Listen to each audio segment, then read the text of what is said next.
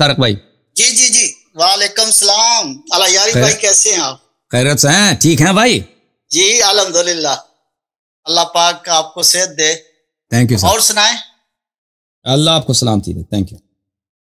अल्लाह जी अला यारी साहब, मैं ये कहूंगा कि ये नहीं कि हम आए कॉल पे, आपने कॉल सुनी, एक आ रहा है एक जा रहा है। मकसद ये है कि आप भी आए हैं तो जो कन्फ्यूजन है हम सुनियों में वो भी दूर होनी चाहिए।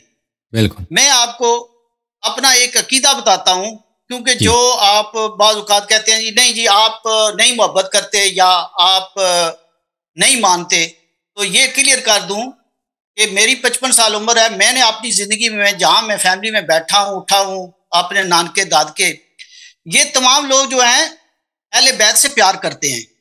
अगर ये कहा जाए कि जी आप नहीं करते तो ये फिर तकलीफ होती है।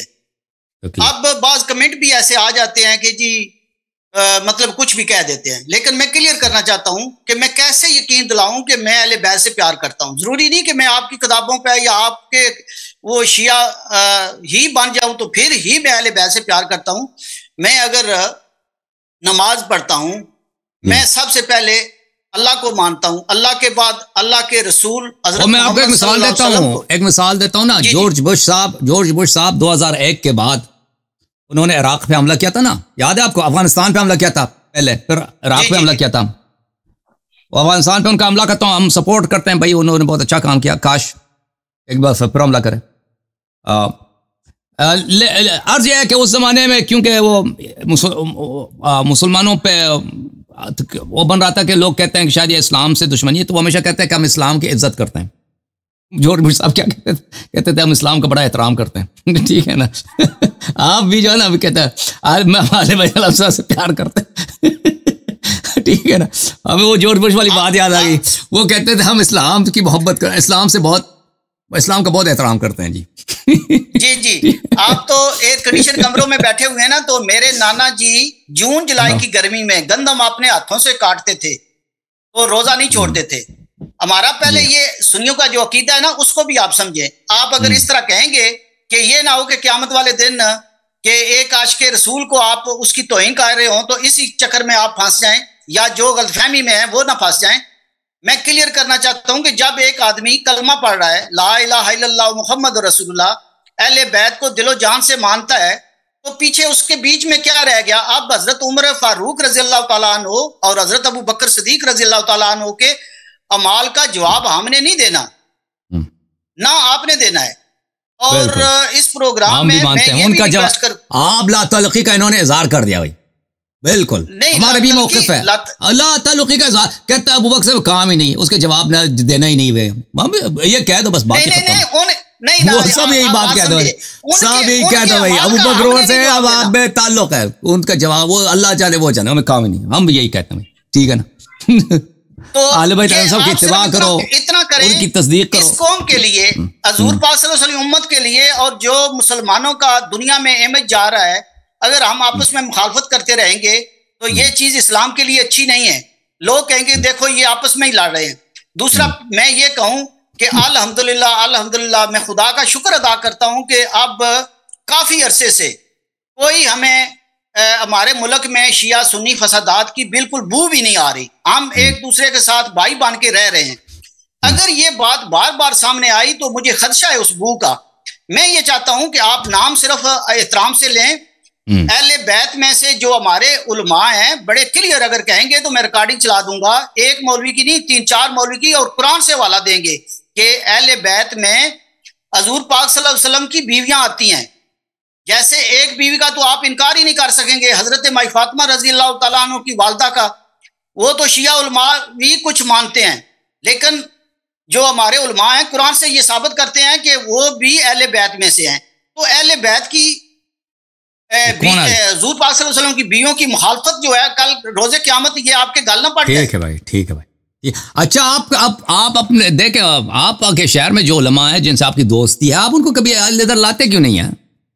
नहीं, वो आने के लिए तैयार हैं, आ भी जाएं, लेकिन वो यही है कि थोड़ा सा बहुत एहतराम करेंगे, वो एहतराम करेंगे। चलो उनको आप लेके आए ना, एहतराम भी उनका भी एहतराम करेंगे, शेखैन का भी एहतराम करेंगे, आप ला दें। जी जी, मैं उनके क्लिप मैं उनके क्लिप चलाऊंगा आपके सामने। नहीं, क्लिप की जरूरत नहीं है। वो खुद जब जिंदा आदमी का क्लिप चलाने का क्या फायदा? क्लिप तो हम बहुत देखते हैं ना। उनको आप लेकर आए ताकि उनसे गुफ्तगू हो, ताकि इन बातों का जो आप कह रहे हैं ना, इन बातों का इल्मी अंदाज से तजिया करें हम, और फरीक़ैन के दलाइल वाज़ेह हों। तो उलमाए किराम जो आपके दोस्त हैं वो उनको लेकर आए ना। अगर वो कहते हैं कि अबू बकर उमर की हम बेहतरामी करते हैं, हम बिल्कुल नहीं करेंगे भाई, हम एहतराम करेंगे। एक ही सवाल करके ये जो मैं कहता हूं ना, इसमें देखिए अल्लाह यारी साहब, उनके मोहम्मद सल्लल्लाहु अलैहि वसल्लम का फायदा है, आपका फायदा है। जो अगर इनका इख्तलाफ अगर बार बार आप नाम एहतराम से नहीं लेंगे तो ये चीज जो है अच्छी नहीं है। ये मैं इशारा करा रहा हूँ, हर दफा आता हूँ ये इशारा कराता हूँ। मैं कहता हूँ कि आप बेशक माने या ना माने, ना आपने उनके माल का जवाब देना है ना हमने देना है, लेकिन उनका नाम एहतराम से लें। कुरान से हमारे उलमा साबित करते हैं। बिल्कुल, हम उनका जिक्र ही छोड़ देंगे ना, उनका जिक्र भी छोड़ देंगे। बस आपके उलमा ये कह दें कि भाई हम अबू बकर उमर साहब से काम ही नहीं है, अल्लाह जाने वो जाने, अल्लाह उनके हिसाब जानता है। ये लोग आप कह देना मसाजिद पे जो उनके नाम पे जो मसाजिद रखे, मस्जिद अबू बकर, मस्जिद, ये नाम सब चेंज कर दो भाई, ठीक है ना। जिनका भैया फिर हम तनाज़ा खत्म होगा ना, तनाज़ा खत्म होगा। नहीं, तनाज़ा कैसे खत्म होगा? जब तुम अल्लाह पे छोड़ते हो, जब तुम्हें पता ही नहीं वो कैसे थे अल्लाह पे उनका काम छोड़ते हो, तो फिर वो इत्तिबा भी उनकी छोड़ दो और ताज़ीम भी उनको छोड़ दो। जी, जो मौला अली के बेटे ने अपने बाप से, हजरत अली करमुल्लाह वजह से पूछा कि इस दुनिया में या आपके सामने कौन सबसे अजीम इंसान है, तो मौला अली शेर खुदा ने ये जवाब दिया कि हजरत अबू बकर रजी अल्लाह तआला अन्हु। नहीं, कोई जवाब नहीं, फारूक रजी अल्लाह तआला अन्हु। ओ भाई हजरत अली अलैहिस्सलाम रसूल पाक सल्लल्लाहु अलैहि वसल्लम को जुटला सकते हैं? जुटला सकते हैं? नहीं जुटला सकते। जब रसूल पाक सल्लल्लाहु अलैहि वसल्लम ने फरमाया अंत मिन्नी बिमंज़िलति हारून मिन मूसा, हारून मिन मूसा, ठीक है ना। और बनी इसराइल में हारून से अफजल कोई था? मुझे बताओ, मूसा अलैहिस्सलाम का कौन सा ससुर है भाई जो हारून से अफजल था? बताओ, बताया। ये आपके हवाले मैंने बिल्कुल सुने हुए हैं। मैं कहता हूं जब हम जान से अहले बैत पर नहीं मानते ना, नहीं मानते ना, आप नहीं मानते, आप गलत कह रहे हैं। उनके दुश्मनों को आप उनसे बेहतर समझ रहे हैं और फिर कहते हैं हम प्यार करते हैं ना। वो जैसे जॉर्ज बुश था, इराक पे बमबारी कर रहा है और कहता है मुझे मुसलमानों से वो क्या है, बड़ी प्यार है, मुसलमानों से मोहब्बत सवाल करके फिर मैं आपको इस्लाम का हम बड़ा एहतराम करते हैं। जी सिर्फ अल्लाह साहब नाराज नहीं होना। नहीं, सवाल का जवाब नहीं दिया भाई, सवाल का जवाब नहीं दिया। बनी इसराइल में हारून से कोई अफजल था? मूसा अलैहिस्सलाम के अलावा कोई अफजल था? जी अगर कोई कह दे कि बनी इसराइल में मूसा अलैहिस्सलाम का कोई ससुर, कोई यार, कोई सहाबी, कोई हमसफर हारून से भी अफजल था, वो काफिर है कि नहीं?